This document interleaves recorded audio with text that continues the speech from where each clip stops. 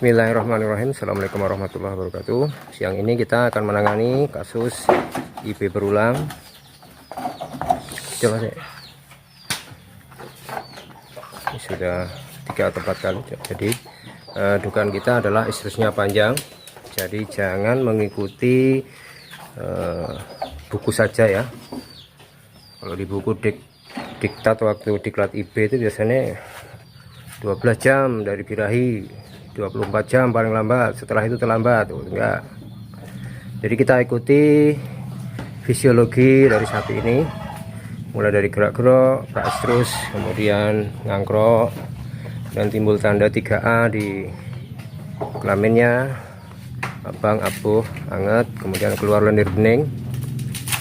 Itu baru masa birahi estrusnya, dan itu kita tunggu sampai selesai. Dan belakangan kita temukan yang kasus berulang biasanya estrusnya panjang, ada yang sampai 2 hari, ada yang 3 hari, bahkan ada yang sampai 5 hari. Jadi setelah 5 hari selesai, kita lihat kondisi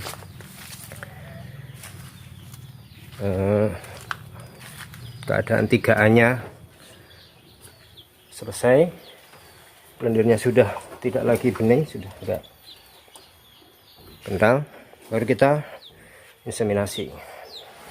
Dan sudah banyak yang kita cek PKB. Nah, dengan cara ini memang efektif menjadi ini gerak mulai kemarinnya pun 3 hari nggih. 3 hari nggih. Udah 3 hari. Jadi lebih dari 24 jam, Bos. Ini kita lihat vulvanya. Nah, sudah mulai mengering. Tapi masih ada lendirnya ini. Masih belum, tapi sudah ini mendekati masa-masa ovulasi, dan ini memerlukan jam terbang yang tinggi. Lihat nih.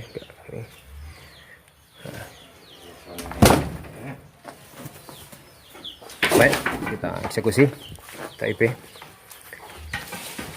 Sampingnya agak galak, jadi kita rekatkan, lehernya mepet, nanti kalingnya diangkat.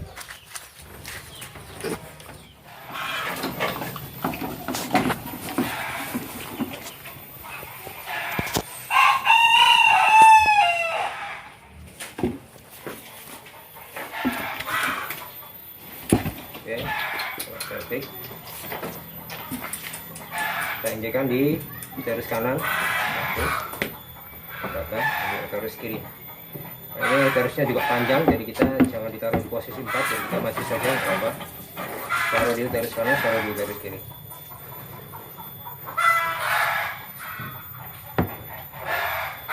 Dan untuk yang uterusnya panjang, jadi kita tembakkan di posisi depan, jadi melewati posisi 4. Kita bagi di uterus kanan, kita harus kiri. Oke, sip. Baik, itu tadi setelah kita IB, jadi kita tunggu 20 hari atau 21 hari.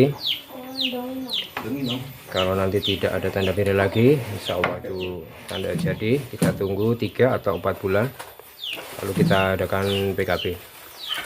Jadi keturunan sapi simental yang sudah F2, F3 saat ini memang mempunyai ciri estrusnya panjang. Jadi kita sudah harus lebih memperhatikan fisiologi birahinya, mulai dari praestrus, estrus, kemudian tenangnya untuk mendekati masa ovulasi, baru bisa kita IB. Karena kalau kita buru-buru IB, sementara masih posisi estrusnya masih lama, nah, sperma yang kita masukkan hanya tahan sekitar 10 jam paling lama, sedang estrusnya mungkin dia lebih dari 24 jam, maka dia akan mati duluan sebelum sel telur dari si betina ini keluar. Jadi lebih baik memang kita membiasakan diri untuk pengamatan birahi, kita edukasi petaninya tentang masalah fisiologi ini, fisiologi sapinya, tentang rentetan, runtutan birahi sapi. Jadi kita bisa kerjasama saling memberikan informasi dan bekerjasama untuk memberikan info kapan ovulasi selesai dan bisa dilaksanakan inseminasi. Bahkan ini yang sapi PO saja, yang Jawa, birahinya juga lama. Ini sudah laporan mulai berlendir kemarin pagi, dan ini sudah 24 jam tambah setengah hari, jadi sekitar 30 jam. Dan posisinya masih vulvanya membengkak.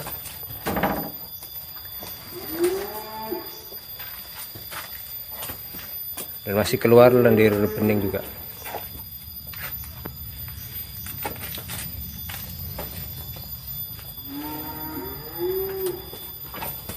Dan mudah-mudahan ini sudah mendekati ovulasi. Kita akan jadi memang fenomena belakangan ini memang birahinya panjang, karena ini mungkin sudah, walaupun ini termasuk ongol, tapi ini kemungkinan juga keturunan simental yang induknya dominan, jadi hasilnya masih putih tapi masih ada semburat merah-merah simental atau limosin ini di punggung dan di punuknya ini. Nah, dia ikut juga seperti ras-ras yang lain, birahinya panjang. Jadi itu kunci saat ini kalau kita untuk inseminasi supaya tidak berulang. Pelajari fisiologi sapi, dari masing-masing sapi itu berbeda-beda. Jadi setiap petani harus kita edukasi, mereka harus tahu dari sapi masing-masing berapa lama birahinya, dan baru kita kerjasama saling memberi informasi kapan waktu yang tepat untuk melaksanakan inseminasi. Baik, kita adakan recording. Ini IP.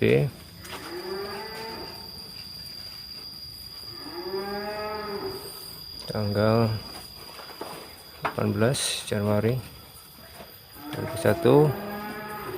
Tanda birahinya bagus, 13+. Ini kita IB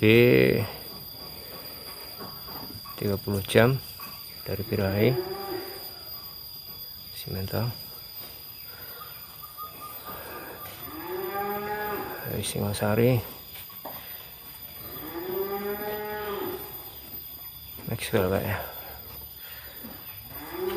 Recordingnya saya lebih suka di kandang, jadi petani juga bisa selalu mengamati setiap kandang memberi makan sudah berapa lama IB-nya.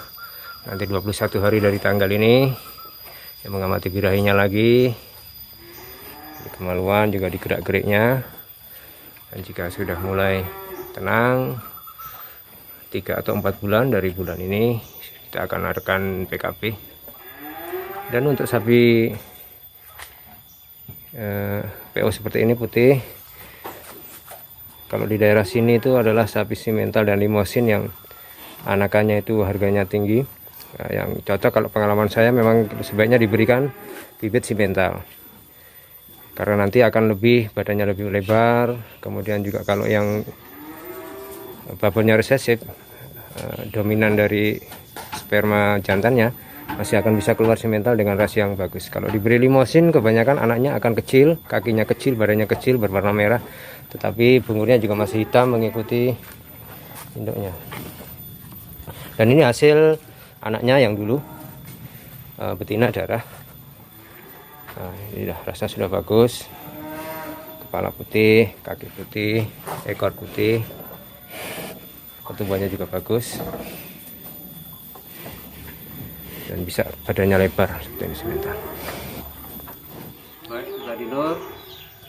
Untuk mengatasi IB berulang, yang harus kita perhatikan adalah fisiologi dari sapi. Jadi birahinya masing-masing sapi itu berbeda, harus kita amati sapi per sapi. Kita ikuti mulai dari gerak-gerak, ngangkrok, meler, sampai lendirnya agak kering, sudah mendekati masa ovulasi, baru kita inseminasi. Pengalaman kami, ada yang saat ini minimal 24 jam, belakangan ini birahinya panjang-panjang, ada yang 3 hari, 4 hari, bahkan 5 hari. Yang 5 hari setelah kita udah IB berulang 7-8 kali, setelah kita lakukan teknik ini, kita IB, nah kita cek 4 bulan hamil sampai beranak, kemudian kita pisahkan bedetnya, kemudian birahi lagi yang kedua, seperti itu lagi. Jadi kita perlukan recording seperti itu supaya petani juga menghafal, tahu dari sapi per sapinya. Jadi untuk IB yang selanjutnya akan mudah menentukan kapan IB-nya.